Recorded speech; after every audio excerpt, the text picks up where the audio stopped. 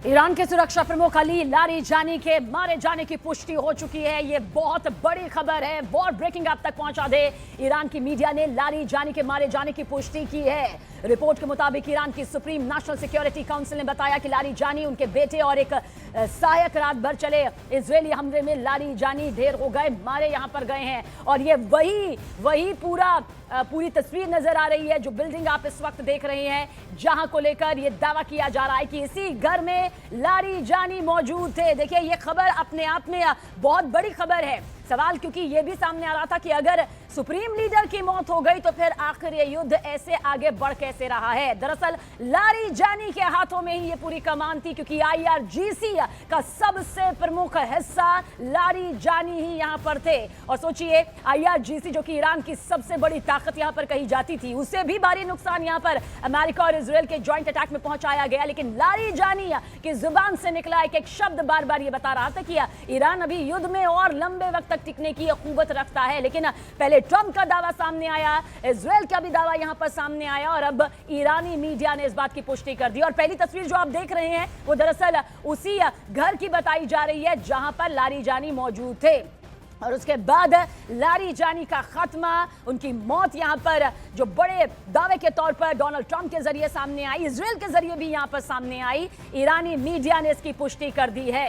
नीरज हमारे सहयोगी, नीरज, ये बहुत बड़ी खबर है। ये ईरान के लिए वो बड़ा झटका है जिसका खुद नेतृत्व यहां पर लारीजानी कर रहे थे।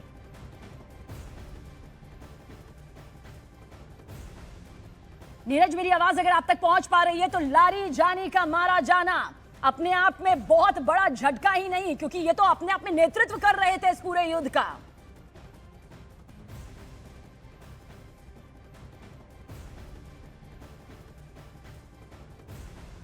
और देखिए, अली लारीजानी ईरान के सुरक्षा प्रमुख और गोलम रेजा सुलेमानी बेसिस कमांडर, उन्हें भी ढेर कर दिया गया है। और ये दो वो बड़ी वहां की सबसे प्रभावशाली, शक्तिशाली हस्तियां थी जो इस पूरे युद्ध का नेतृत्व यहां पर कर रही थी।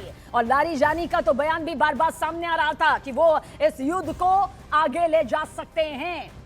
नीरज हमारे सहयोगी, अब नीरज, क्या कुछ कहा जा सकता है? अली लारीजानी और साथ ही गोलम रेजा सुलेमानी का यहां पर मारा जाना अपने आप में ईरान के लिए ही तो सबसे बड़ा झटका है। सबीना, बिल्कुल। देखिए, ईरान की तरफ से अब तक आधिकारिक तौर पे नहीं आया था, लेकिन अब ईरान की मीडिया के हवाले से ये खबरें आ चुकी हैं कि अली लारीजानी को अब नहीं है। उन्हें जो दावा किया गया था इजरायल की तरफ से, उन्हें हमले में मारा गया है। तो ये ईरान के लिए बहुत बड़ा झटका है, क्योंकि कहा जा रहा था कि एक्चुअल में प्रैक्टिकल तौर पे पूरी जो लड़ाई थी ईरान की, वही गाइड कर रहे थे, वही कंट्रोल कर रहे थे। और अब तक जो भी अमेरिका और इजरायल पे हमले हुए थे उसका नेतृत्व अली लारीजानी ही कर रहे थे। तो ऐसे में उनका मारा जाना ईरान के लिए बहुत बड़ा झटका। और हमें जो कल से संकेत मिल रहे थे, बावजूद इसके कि अमेरिका की तरफ से या इजरायल की तरफ से जो भी दावे किए गए थे, उन संकेतों को ईरान की तरफ से भी दिया जा रहा था, लेकिन आधिकारिक तौर पर या ईरान के मीडिया के हवाले से कोई खबरें नहीं आई थी। लेकिन ऐसे में अब जो डिटेल्स आए हैं अली लारीजानी की मौत को लेकर ईरान के हवाले से, वो अपने आप में ईरान के लिए एक बड़ा झटका है। लेकिन बावजूद इसके ईरान जो है अपनी लड़ाई को जारी रखे हुए है, सबीना। और मुझे लगता है कि उनका जो सेटअप है वो ऐसा है कि उनकी लड़ाई आगे भी जारी रहेगी, क्योंकि बार बार ट्रंप की तरफ से ये दावा करने के बावजूद कि ईरान जो है वो चाहता है कि समझौता करे, सीज फायर हो, लेकिन ईरान की तरफ से अब तक ऐसे संकेत नहीं दिए गए हैं। और अब तो लारीजानी का यहां पर ढेर हो जाना अपने आप में ईरान के लिए वो झटका है जो यकीनन अमेरिका और इजरायल के लिए खुशी, लेकिन ईरान के लिए बहुत बड़ा झटका। बहुत बहुत शुक्रिया नीरज, जानकारी के लिए आपका। और इससे पहले ट्रंप और नेतन्याहू ने, देखिए, लारीजानी को मारने का यहां पर दावा किया था। अमेरिकी राष्ट्रपति डोनाल्ड ट्रंप ने लारीजानी की मौत का दावा करते हुए कहा कि ईरान का टॉप ऑफिसर लारीजानी ईरान में प्रदर्शनकारियों की हत्या का जिम्मेदार था। वहीं इजरायल के प्रधानमंत्री बेन्यामिन नेतन्याहू ने भी दावा किया कि लारीजानी के साथ साथ बेसिस कमांडर गोलम रेजा सुलेमानी को भी एयर स्ट्राइक में खत्म कर दिया गया। लेकिन अब ईरानी मीडिया के जरिए खुद इस बात की पुष्टि कर दी गई है। The top person was, they say, a lot of people say their actual top was killed yesterday, along with somebody else who was responsible for the killing. The man that was responsible for the killing of 32,000 people over the last 2 weeks, he was in charge of the killing of protesters It's an evil group. I mean, they've killed much more than 32,000 people. And the man who is responsible for that was also killed yesterday. הבוקר חיסלנו את עלי לריג'אני. עלי לריג'אני זה הבוס של משמרות המהפכה, שזה חבורת הגנגסטרים שמנהלת בפועל את איראן. אנחנו חיסלנו לצידו גם את מפקד הבסיס, זה העוזרים של הגנגסטרים, שהם מפיצים טרור ברחובות טהרן וערים אחרות של איראן נגד האוכלוסייה. גם שם אנחנו פועלים מהאוויר עם מטוסים של חיל האוויר, עם כטב"מים, וגם שם פועלים.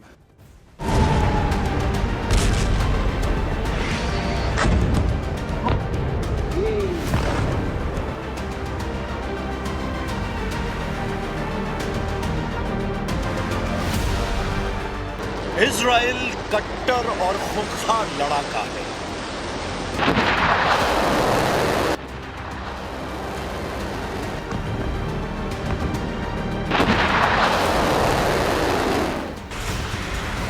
ऐसा लड़ाका जो पहले मारता है फिर तमाशा बनाता है।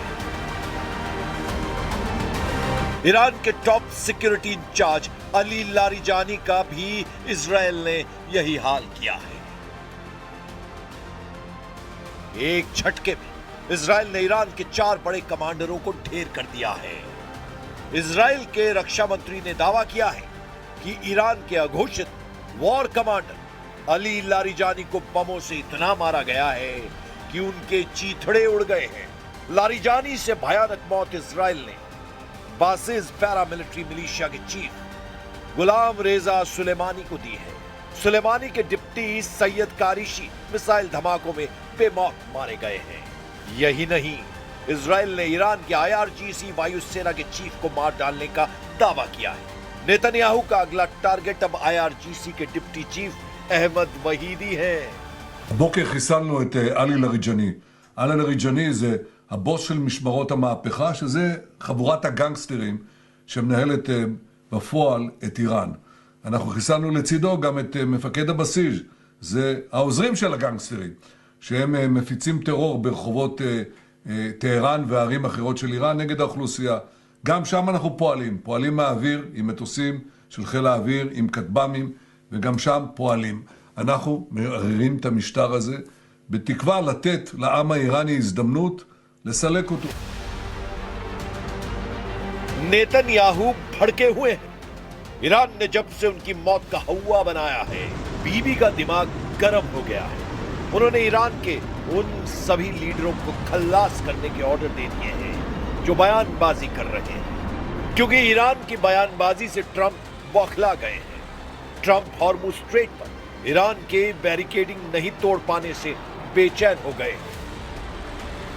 Trump ने America के दोस्त देशों से हॉर्मुज में साथ आने की अपील तक की है, लेकिन उन्हें न यूरोप भाप दे रहा है, न ही चीन जैसे देश ने कोई वादा किया है, जिससे ट्रंप का जल्द युद्ध जीत लेने का प्लान फ्लॉप हो गया है। जिसके बाद ट्रंप ने ईरान पर हमले का नया बहाना बनाना शुरू कर दिया है। ट्रंप ने कहा है कि ईरान एटम बम से हमला कर इजराइल को खत्म करने वाला था, इसीलिए अमेरिका ने उस पर हमला किया है।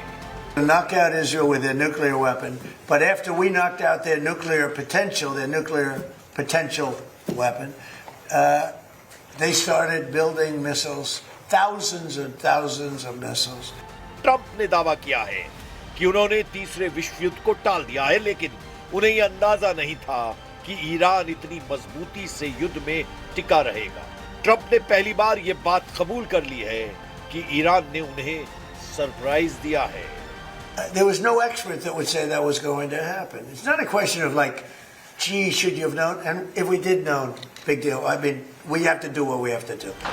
ईरान के तेवर देखकर अमेरिका ने गलतियों की स्क्रूटनी करनी शुरू कर दी है।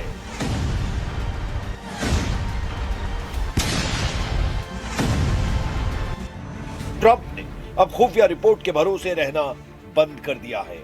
ट्रंप ने ईरान के खिलाफ अब अरब वर्ल्ड से सहयोग बढ़ाने का मन बना लिया है। युद्ध विराम को लेकर बढ़ रहे कंफ्यूजन को भी ट्रंप ने क्लियर कर दिया है। ट्रंप ने जितनी बार भी सीज फायर का दावा किया, ईरान ने उसे गलत साबित कर दिया है। वॉर जोन से भी अमेरिका के पीछे हटने के अपडेट मिल रहे हैं। अमेरिका ने खाड़ी देशों के करीब से अपने 2 नेवी शिप को दूर शिफ्ट कर लिया है। युद्ध के बीच यूएस नेवी ने 2 माइंस खोजने और हटाने वाले जहाज यूएसएस टुल्सा और यूएसएस सांता बारबरा को मलेशिया के पेनांग में नॉर्थ बटरवर्थ कंटेनर टर्मिनल पर भेजा है। ये दोनों जहाज इंडिपेंडेंस क्लास के हैं और समुद्र में बिछाई गई माइंस को खोजने और हटाने के लिए खास सिस्टम से लैस है। इनके पास विस्फोटकों का पता लगाने और उन्हें निष्क्रिय करने के लिए अंडर वाटर ड्रोन, सोनार और हेलीकॉप्टर का इस्तेमाल शामिल है।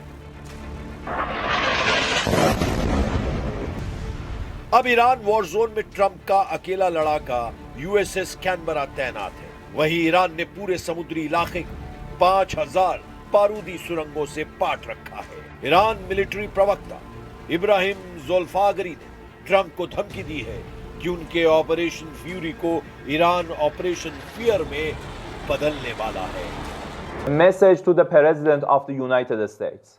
The outcome of war cannot be determined by tweets.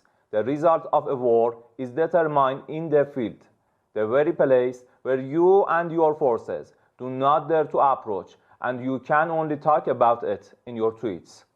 It's better to name this war as Epic Fear instead of Epic Fury.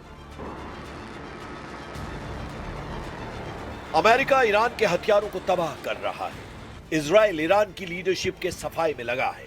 फिर ईरान कितने दिन तक युद्ध में टिका रह सकता है? क्योंकि अब तो युद्ध में कमांड दे रहे अली लारिजानी भी नहीं है। अमेरिका और इजराइल ये मानते हैं कि युद्ध का कंट्रोल लारिजानी के हाथों में था। अली लारिजानी कोई साधारण लीडर नहीं थे। उन्हें ईरान के प्रॉक्सी साम्राज्य, जिसमें हिजबुल्लाह, हमास, हुथी जैसे कट्टर लड़ाका ग्रुप शामिल है, का असली आर्किटेक्ट कहा जाता था। अली लारिजानी ही फाइटर ग्रुप के लिए पैसा, हथियार और कूटनीतिक कवच तैयार करते थे। ट्रंप के कट्टर विरोधी लारिजानी ईरान के एटमी प्रोग्राम के सबसे बड़े हिमायती थे। उन्होंने ही अमेरिका को बड़े शैतान और इजराइल को छोटे शैतान का नाम दिया। युद्ध भड़कने के बाद लारिजानी ने मुसलमान देशों को जमकर खरी खोटी सुनाई। खुद को अल्लाह का बंदा बताने वाले लारिजानी की चिट्ठी की खूब चर्चा हुई थी। अली लारिजानी ही थे जो अमेरिका के साथ एटमी डील को फाइनल कर रहे थे। अली लारिजानी ही थे जिन्होंने खाड़ी देशों में अमेरिका का साथ देने वालों को मिसाइलों से दहलाने के ऑर्डर दिए। लारिजानी के जाने के बाद ईरान का अगला वॉर कमांडर अहमद वहीदी के बनने के चांस सबसे ज्यादा है। हालांकि ट्रंप आर्मी की कोशिश है कि नए कमांडर के ऐलान से पहले ही जंग खत्म कर दी जाए। अमेरिका इजराइल ने पहले फेज के हमलों में ईरान के एयर डिफेंस, उसके कमांड और कंट्रोल को खत्म कर दिया है। पहले राउंड में ईरान के मिसाइल और ड्रोन लॉन्च इंफ्रास्ट्रक्चर को कमजोर कर दिया गया है। अमेरिका और इजराइल के हमलों का दूसरा फेज अभी चल रहा है। ये ईरान के डिफेंस इंडस्ट्रियल बेस को टारगेट कर रहा है। इसमें missile production facility, dual use research centre और अंडरग्राउंड कॉम्प्लेक्स टारगेट किए जा रहे हैं। ईरान की असल ताकत कही जाने वाली मिसाइलें, परमाणु ढांचा, हवाई सुरक्षा, नौसेना और प्रॉक्सी कमांड नेटवर्क की कमर तोड़ दी गई है। सुपर पावर का कैलकुलेशन बता रहा है कि ईरान का मनोबल टूट रहा है, लेकिन ईरान के जंगबाजों का जुनून कायम है। ईरान के सुप्रीम लीडर मुज्तबा खामनेई युद्ध से पीछे हटने को तैयार नहीं। लारिजानी की मौत की खबर आने के बाद मुज्तबा खामनेई ने ट्रंप के सीज फायर ऑफर को ठुकराकर जतला दिया है कि यह युद्ध ईरान आखिरी सांस तक लड़ेगा।